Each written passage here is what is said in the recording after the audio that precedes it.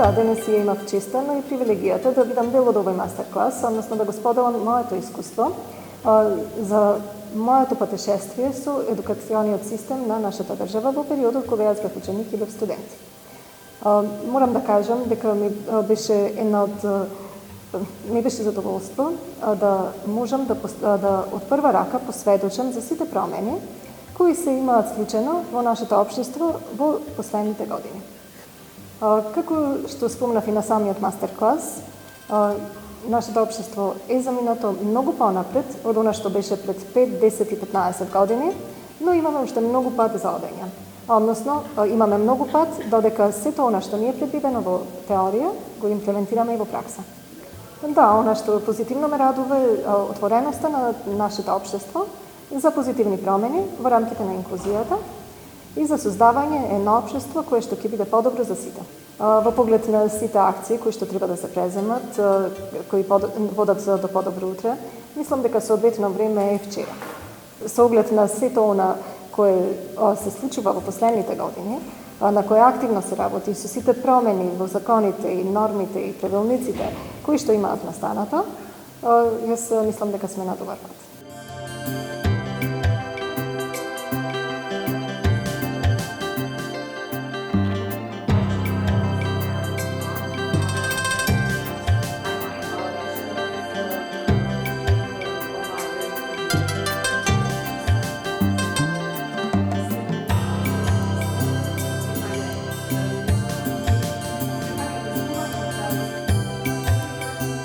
Вулнерабилните групи со кои што ние работиме понекогаш ја немаат можноста да ги искористат бенефитите од работата која што ние извршуваме и токму на таков начин се обидуваме да им ги надминеме препреките кои што ги имаат и да станеме достапни баш во местата каде што всушност тие нормално функционираат.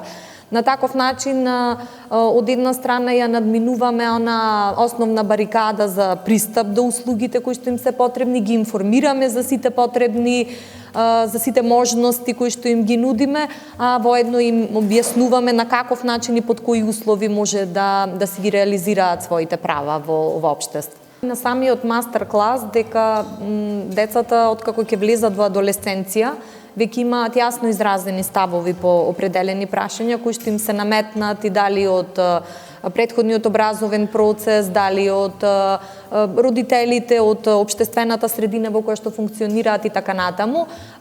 Опште впечатокот дека дури адолесцентите имаат можност да ги променат таквите ставови, кога директно ќе се изложат на работа со овие ранливи категории, им се менува сензибилизацијата, им се менуваат видиците, меѓутоа во секој случај дефинитивно ќе имаме многу подобра инклузија и многу поголем напредок во инклузијата на сите ранливи категории, доколку таквата сензибилизација настане кај децата уште од најрана возраст.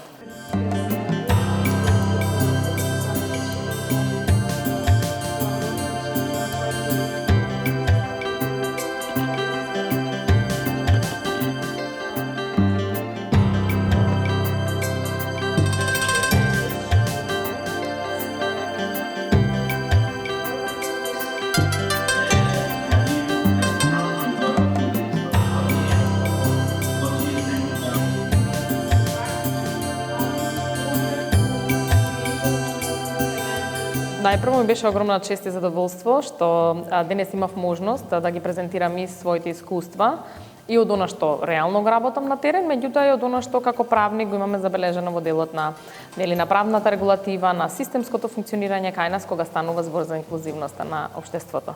Она што можам да го кажам како еден главен сегмент или главен заклучок е дека во последни, особено неколку години, имаме доста голем напредок кога станува збор за усогласувањето на националната регулатива со меѓународната, понатаму големи унапредувања и во делот на достапноста на институциите, можностите кои што се отвараат за различните маргинализирани групи и сметам дека тука котираме и стоиме доста добро како држава, но не дека целата работа не е завршена и понатаму има уште многу што да се направи во овој контекст за да инклузивноста на општеството ја почувствува буквално секој граѓанин или секој еден кој што е член од општеството кај нас. А за да се направи тоа, Освен правната регулатива, многу е важно да имаме целосна нејзина имплементација. Многу е важно да во овие процеси кои што ги живееме и неколку пати го нагласив и во моето излагање дел од процес, ова не се работи кои што се случуваат од денес за утре, туку се работи за кои што треба многу време, треба многу вложување и она што е многу важно е да тие вложувања или напори ги правиме сите заедно. Кај нас, за жал, се уште недостасува тој линк или таа врска која што треба да постои помеѓу сите засегнати чинители. Најчесто секој делуваме во својот сектор. Невладините на една страна, академијата на друга страна, институциите на трета страна и можеби затоа и немаме некои поголеми и подостижни успеси во тој дел.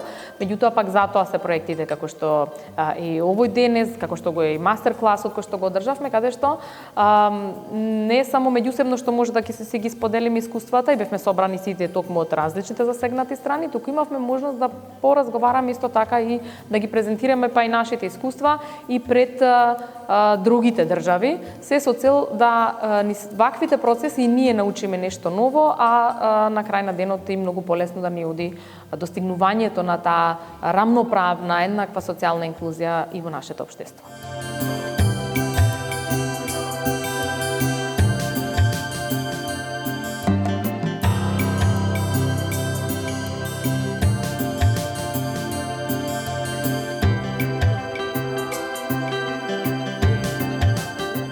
Сите работи што се иницираат ќе бидат потрајни и ќе се одвиваат на истекот на следните години.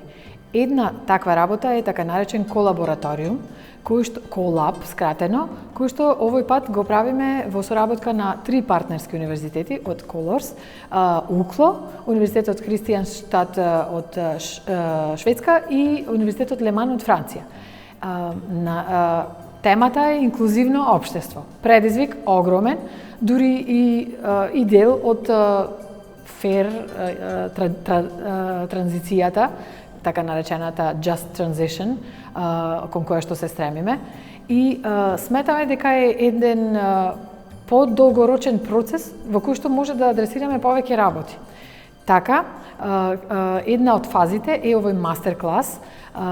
Сакавме да опфатиме искуство од прва рака на, во нашиот случај, двете презентерки, кои што се исто така па и наши студентки и алумни, што значи инклузивното општество во теорија и во пракса. Сето тоа го испрезентиравме и го дискутиравме заедно со партнерите од Алијансата Колорс, беа вклучени студенти, професори, менаџери и најразлични профили, кои што искоментираа во суштина дека работите можеби се веројатно и слични во трите држави, меѓутоа во различна димензија и на различен начин се адресираат. И она што го спомна нашата драга презентерка Симона, дека во суштина нема потреба да измислуваме многу работи. Тие постојат, само треба да ги најдеме како добри практики и да пробаме да ги имплементираме во нашиот контекст на соодветен начин. Драго ни е што во случајов интегрираме на хоризонтално ниво најразлични профили и чинители токму од општествата и се обидуваме не само да гребнеме под површината, што се уште е случај, бидејќи се уште сме на фаза на предавања, дискусии, вмрежување, туку и да действуваме. Дали и како ќе успееме, ќе видиме. Нашата намера е најдобра.